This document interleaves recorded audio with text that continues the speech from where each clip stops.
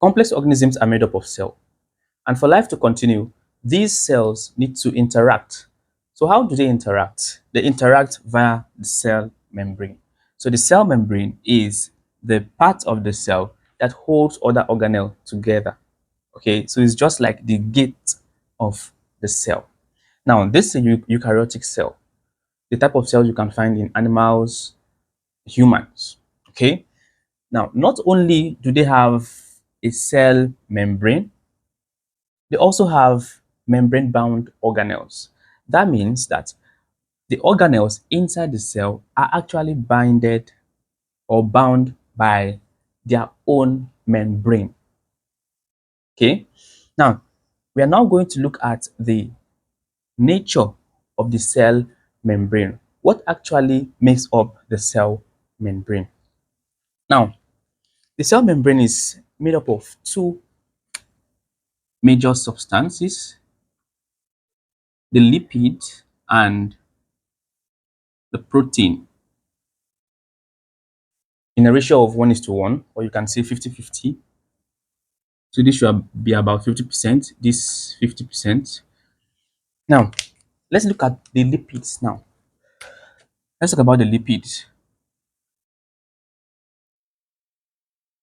Now, the lipids are actually two types.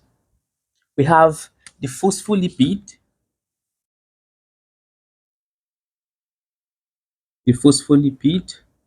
and cholesterol. The phospholipid and cholesterol. Now, I'm talking about phospholipid. Like the name implies, phosphate, lipid. As simple as that. So, if we're talking about phospholipid, they have a very interesting structure. It has a head, okay, and it has two tails. So this is the phosphate head. This is the phosphate head, and this right here is the fatty acid. That's the lipid itself. Now,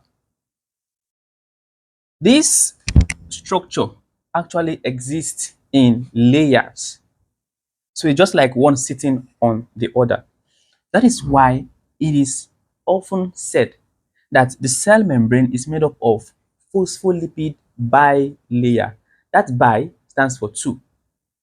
Okay, so it is arranged in this manner. So you have one seated on one. And let us look at how it's arranged in the cell membrane. Now you have this part, which is the fatty acid, and you have the phosphate head. You also have this part, which is the fatty acid, and you have the phosphate head.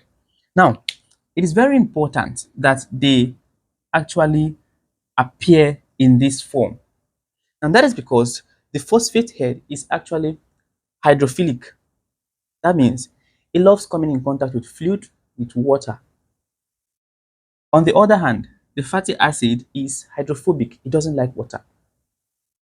And so there will always be a problem when we want to allow some substances into the cell and out of the cell. That is why the cell membrane is oftentimes referred to as a semi-permeable membrane. That means it selects what it allows into the cell and select what it gives out from the cell. An example of what it will not allow into the cell is things like large molecules. If something is too large, that thing will not be able to enter the cell. Also, if something is charged,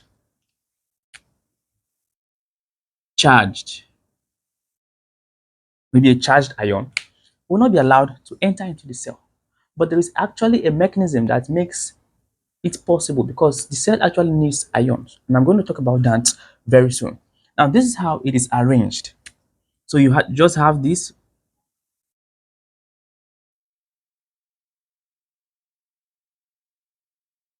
Okay. So this is how it's arranged. This part, since it loves water, fluid, it interacts with the external environment, this also interacts with the cytoplasm, which is the free part of the cell.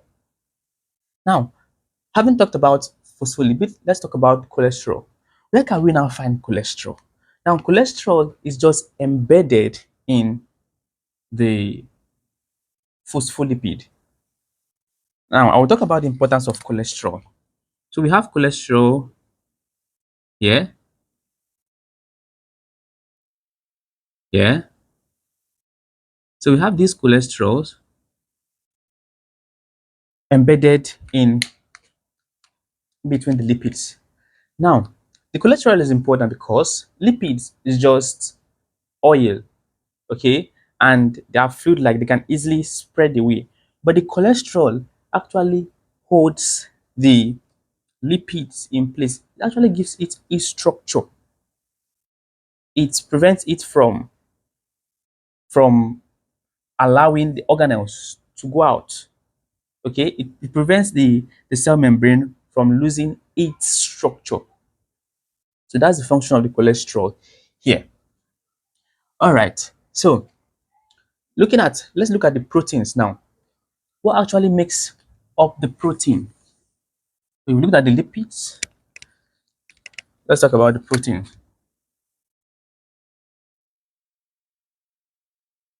Now, the protein in this case is not just protein. It's what we call glycoprotein. Glycoprotein.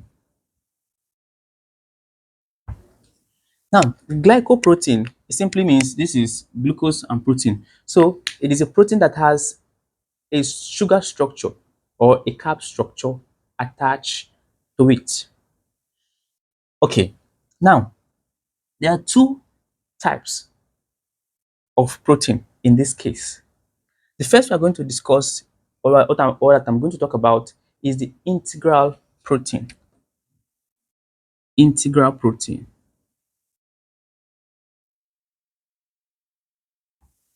Now, the integral protein sits along the cell membrane. It just sits on the cell membrane.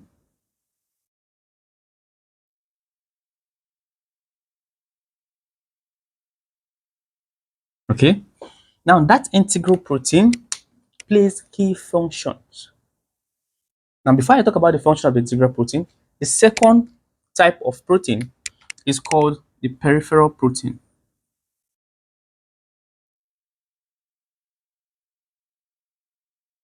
And the peripheral protein just sits outside at the terminal of the integral protein. So these are the protein that make up the cell membrane. Now, what is the function of the integral protein? Their function is quite similar, but I'll just talk about them separately. Now, the integral protein, it actually functions as a channel. So let's say functions of integral protein. Number one, it functions as a channel. Now, you remember when we talk about voltage gated channels? What are they? Those are just the proteins. Okay, so those channels that it opens up and close up, allowing sodium to rush in and allowing potassium to go out of the cell, is actually the protein.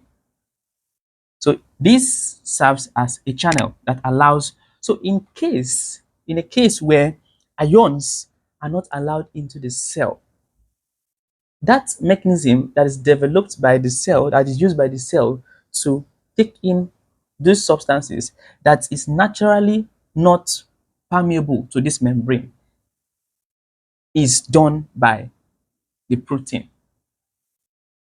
Okay, so that's that. So it functions as a channel. It can also function as a receptor. Also function as a receptor, binding molecules and allowing them into the cells. It can also function um, as a transport medium. Transport medium. That means all the ions and everything that wants to enter into the cell will pass through these channels. Okay, so that is that for the integral proteins. Now, looking at the function of the peripheral proteins, it is very similar. The peripheral proteins serves majorly as a receptor. Okay, it serves majorly as a receptor, so it can actually bind proteins. It can actually bind molecule rather, okay, and allow them into the cell. It's also a medium of transport. It's connected to the channel. So the functions are similar. Okay, now we have discussed the protein parts of the the protein. We have discussed just the protein. Now, what about the glucose or the sugar? Now, the sugar molecule is attached to the peripheral protein here. So you have a sugar molecule like this attached here to the peripheral protein. Now that sugar molecule is what we call glycocalyx. Let me write that here. It's what we call glycocalyx.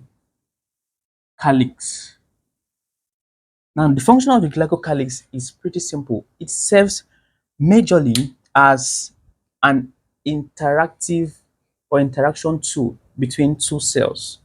Okay, so if there's a cell here, this speaks to the glycocalyx of the other cell, and interaction and exchange of material can occur. Okay, it also serves as a receptor, as a receptor. And this is important. The receptor here can be insulin, things like insulin, because you know that for insulin to be released, you must have a stimulus, which can maybe glucose. So what happens is that that glucose will just bind to the glycocalyx, which serves as a receptor, and that will be able to talk to the protein and open up this channel for it to enter into the cell and carry out certain activity. Okay, so this is just an overview of the cell membrane.